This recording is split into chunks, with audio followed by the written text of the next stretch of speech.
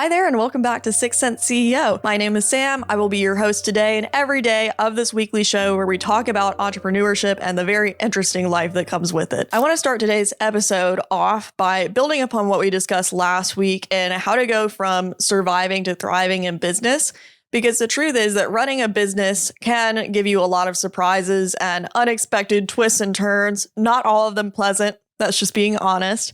And today I have been kind of a bundle of anxiety, which is not how I really want to feel day to day. But part of this is just accepting that things happen in life, things happen in business. You can't control what is going on around you a lot of the time, but you can control how you respond to it. And so I have this toolbox of practices that I like to use whenever I'm really struggling with anxiety. One of them being connecting with God, source, the universe. Whenever I use that terminology, I'm referring to the same thing, the higher power. I honestly use all of those words to describe it. But today I was just having a lot going on and just nothing really bad happened. It was just a lot of different little things at once happening that kind of stressed me out. So before recording this episode, to really ground myself and center myself in the present moment, I took a few moments. I put on some alpha waves. You can find them on YouTube. Just search up alpha waves. This will help you really zone in on what you're focusing on. And what I like to do is I just close my eyes and put my hand over my heart and connect to source. And what God always tells me is it's going to be okay. You're safe with me. Everything's good. You're on the aligned path. And just hearing those words from the higher power that I believe in is very comforting. And it really helps me ground myself back into what I'm doing and refocus on my mission. So I just wanted to share that little anecdote with you because my little anxiety toolbox has been indispensable in helping me move forward in my business. Because the thing is that anxiety exists inside of you. So whenever you're feeling anxious, it can make you less productive, but that doesn't mean that things aren't going to keep going without you outside of that situation. So that's why it's important to self-regulate and have these different practices that help you move through that anxiety. So whenever you're feeling that way, it doesn't impair your progress too much. But let's move on to today's episode. I just wanted to share that little nugget with you since it's something that literally happened to me today. But I want to move on to our topic of finding your zone of genius as an entrepreneur and more specifically as a solopreneur. So first I'll define solopreneur, and really what that means is somebody who works for themselves, doesn't have a team. They're really doing everything themselves, have their hands on all the buckets and trying to do a million things at once. Because that's how I was when I first started my business. I have a team now, but it wasn't always that way. And I know that when I was first starting my business, I really struggled with finding my zone of genius per se.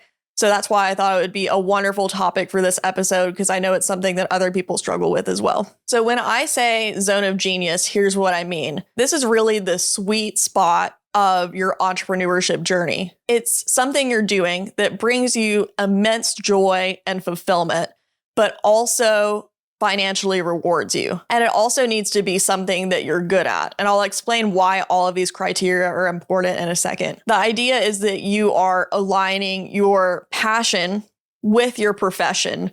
So you spend your days doing things that you love rather than sitting at a desk, slaving away at a job that you don't care about, because that's no way to live life, in my opinion. So as a solopreneur, it's especially important to operate within this zone of genius, because if you don't, then it's very easy to get burned out. It's very easy to get discouraged. It's very easy to just hate your life with everything you're doing. And most people start businesses because they want to do more of the thing that they love. They want to be financially rewarded for that. They don't want to make less money or hate their life every day. So that's why finding this zone of genius and understanding it is very, very important. And also, when you love what you do, you're happier, but you also produce better work, which leads to more client satisfaction, which leads to opportunities to make even more money. So although this is important for your personal fulfillment, it's also important for your long-term career trajectory and actually being of service and making a difference in the world, which the way I approach business, that's a very important aspect to me. I want to make sure that what I'm doing is helping other people and doing good in the world. So that's what I always aspire to for myself and for my clients. My personal zone of genius is being creative. I love podcasting, writing, recording videos. All of that I love doing, and some of it I do get help with, but the overall ideation part, the strategic aspect of the creative projects as well is what I personally really love to do. So I've been trying to do more of that in my work, but I don't want to spend too much time talking about me because I really want to make this episode about you. So let's talk about the practical steps you can take to identify your zone of genius. So the first thing I want you to do is reflect on your past roles. So jobs you've had, maybe freelance gigs you've taken on, or projects you've done in school even. So now I want you to think about projects where you enjoyed them, but also produced really high quality outcomes. So you got an A on the project, or your boss said, wow, great job. Having this external feedback can identify what areas you really excel at. And it's not all about external feedback, by the way.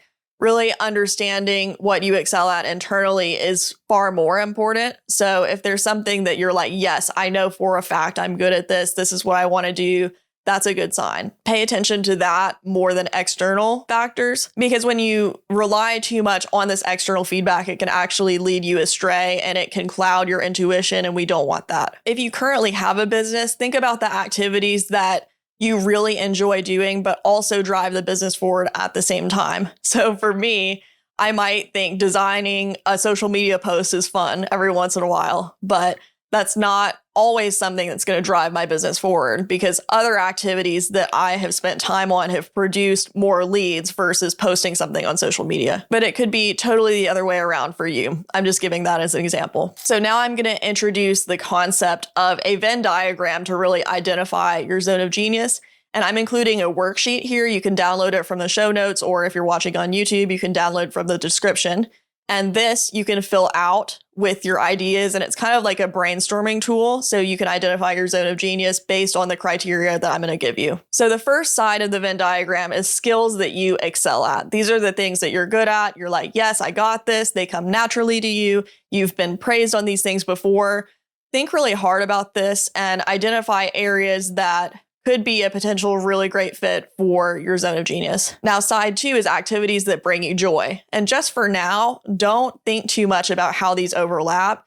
Really let your stream of consciousness guide you towards these activities, even if they're things that you're not necessarily thinking, oh, I'm the best at that. So for example, I think painting is fun. I'm not the best painter though, but I would still list that on my Venn diagram because it's something that brings me joy. Okay, and the third side is tasks that add value to your community, our society, things that can be monetized, that you can earn money from doing. So for me, this might be managing social media, sending email campaigns, writing SEO blogs. These are all services that I provide with my company, but these are things that are kind of like more structured offers that provide value to people's businesses. So once you have your ideas jotted down on the Venn diagram, now you can look at all of them and see what fits in the center. So in the center, you want to find something that meets all three of these criteria, and that's your zone of genius.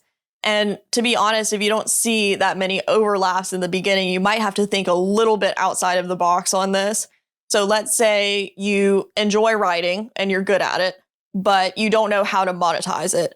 So this would be an opportunity to research different ways you can monetize writing, whether it's writing SEO articles, social media copy, copy editing. I know that's kind of a different discipline, but I'm really inviting you to think outside of the box with this and find things that are going to meet all three of the criteria and fit there in the center. So once you have your Venn diagram filled out, feel free to pause this and come back when you're ready. I want to talk about how you can actually implement your zone of genius in your business. When I first started my business, I made the mistake of offering way too many things at once. And it's because I had a lot of different skills that I knew clients would need. Some I was better at than others. So I'm not saying I was like a pro at all of these, but I was good enough to make some money off of it. So In the beginning of my business, I was offering content writing, social media, WordPress development, email marketing, and the list goes on. That's not even the end of it. And this was all when I was a solopreneur too. So in the beginning, I was doing a lot of this stuff myself. But I don't recommend this at all because it overwhelmed me having to switch between all these different tasks. So what I do recommend is narrowing this down to one or two key services in the beginning because it will simplify your business model and clarify how you position yourself in the market. Because if you can position yourself as an expert in a very specific area, I promise it's going to be a lot easier to sell your services. Because in certain industries, there is a lot of competition out there, and you want to make sure that you are standing out as the specialized person to do whatever service that is. So for example, if I could go back and restart my business over, if I was starting from the very beginning, didn't have any clients, testimonials, or anything like that, what I would probably do is position myself as an email marketing expert or an SEO content writing expert or something very niche specific. So then I could actually be viewed as a specialist by clients. Because I've built up a clientele in multiple areas of my business, now I kind of market myself as a jack of all trades marketer, someone who understands holistic marketing and business strategy. And that works for me, but in the beginning, it's much better to be specialized. So once you have these one or two key focus areas, you'll get to a point where maybe you're ready to expand and offer other services, but not necessarily be the person performing those services. So what I mean by this is I'll just use a marketing agency example because that's the type of business I have. So let's say I have a marketing agency and I start out offering email marketing, and SEO. So maybe I want to start offering social media management, but I don't personally want to be doing all of those tasks myself. So then it would make sense to bring someone else on board, a like-minded professional who could help me with those tasks with my oversight. So I would be overseeing what that person is doing, making sure that it's satisfactory and delivering to the clients, but I wouldn't actually be making the graphics, writing the copy, posting the stuff. I wouldn't be having all of those tasks on my plate. So what I did and what I would recommend in the beginning is working with contractors. And I am not an accounting expert, so I'm not going to go too deep into what the difference is between a W-2 employee and a contractor. But the process of working with contractors is much simpler than hiring an employee and having them be on a W-2 basis. So you can find like-minded contractors on different recruiting websites. You can use Upwork, you can use Fiverr. And I love to form long-term relationships with the contractors I work with because it's a lot better to keep everyone in integrity with your brand and make sure that everything is aligned and working properly when it works that way. Because if you just hire a one-off freelancer on Upwork or Fiverr, it's fine, especially if you have a short-term project. But the issue is that sometimes they disappear, sometimes they don't deliver on time. If you have a good relationship with the person you're working with and you've been working with them for a long time, that stuff happens much less often. So my recommendation would be find some great people to work with, keep them on board, keep them happy, and your business will flourish. Okay, so I gave you a practical approach to defining your zone of genius, but I do not want to undermine the importance of intuition in this process because sometimes you just have an intuitive knowing of what you're supposed to be doing. And whenever you get that calling, don't ever ignore it. Your intuition will not lie to you, okay?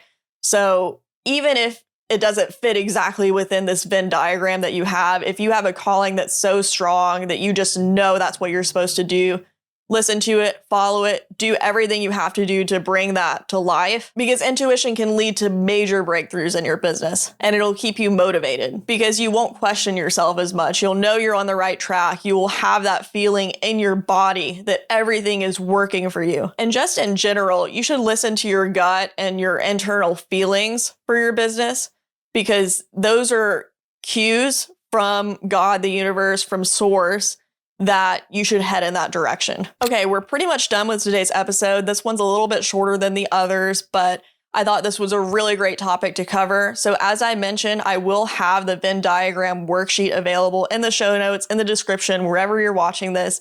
So head down there, download it, print it out, Write your little items on the Venn diagram. Try to find your zone of genius using that. It will be a game changer for you, I promise. So again, as a solopreneur and an entrepreneur, finding your zone of genius is really the key to making your services scalable and also keeping yourself on an aligned path as you're growing your business. It will eliminate a lot of doubt. It will make your day run much more smoothly, and it will make it less chaotic. Trust me, I know from experience what chaos is like, and I don't want that to happen to you. So keep things simple. So I hope you enjoyed this episode. I hope it inspired you to do the exercise and find your zone of genius, and I hope it gives you more clarity on where you should go in your business. If you love this episode, you try out the activity, and you want to chat about anything, feel free to send me a DM on Instagram at Samantha Lee Warren. I would love to talk to you about this. This is really my zone of genius, is talking about stuff like this, so I am all in. And if you love this episode, please, I would love it if you would leave me a review on Spotify, Apple Podcasts, YouTube, thumbs up. Anywhere you're listening to this, all feedback is appreciated. And I would love if you would share this episode to your story and share what your favorite takeaway was from today's chat. And that's all. So thank you so much for listening/watching. I will see you in next week's episode. Have a wonderful day. I will talk to you soon.